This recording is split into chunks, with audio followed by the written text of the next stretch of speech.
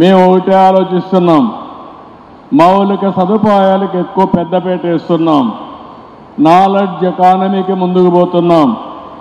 ఈరోజు ఆంధ్రప్రదేశ్ రాష్ట్రాన్ని మీరు ఒక్కసారి చూస్తే తీర ప్రాంతం ఉంది, అనేక పోర్ట్లు వచ్చే అవకాశం ఉంది. భవిష్యత్తులో పోర్ట్ లెడ్ మ్యానుఫ్యాక్చరింగ్ ఎకానమీ వస్తే ఎకానమీ భూమి పరిస్థితి వస్తుంది.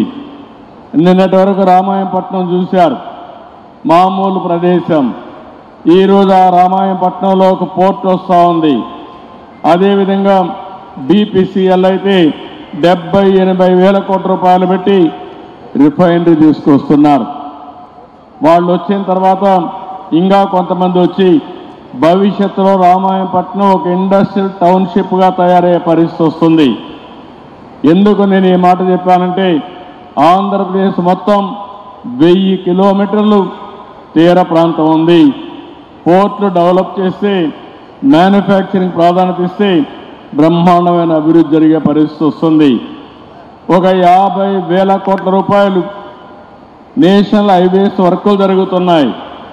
ఒక 60,000-70,000 కోట్ల రూపాయలు రైల్వే పనులు జరుగుతున్నాయి. ఈరోజు చెన్నై నుంచి కలకత్తా వరకు ఇప్పుండే డబుల్ లేన్ రైల్వే లైన్ని 4 లేన్స్ చేస్తున్నారు. ఇది కానీ జరిగితే లోకల్ ట్రైన్స్ అన్ని వస్తాయి, కనెక్టివిటీ పెరుగుతుంది, లాజిస్టిక్స్ ఇంప్రూవ్ అయ్యే అవకాశం వస్తుంది.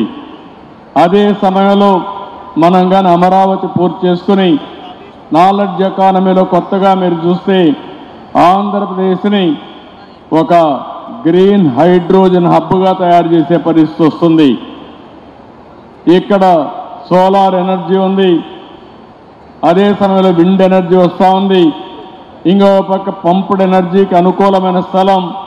ఈ 3 కలిపితే గ్రీన్ హైడ్రోజన్ కూడా తయారు చేసి పోర్ట్ల ద్వారా ఎక్స్పోర్ట్ చేసే అవకాశం వస్తుంది.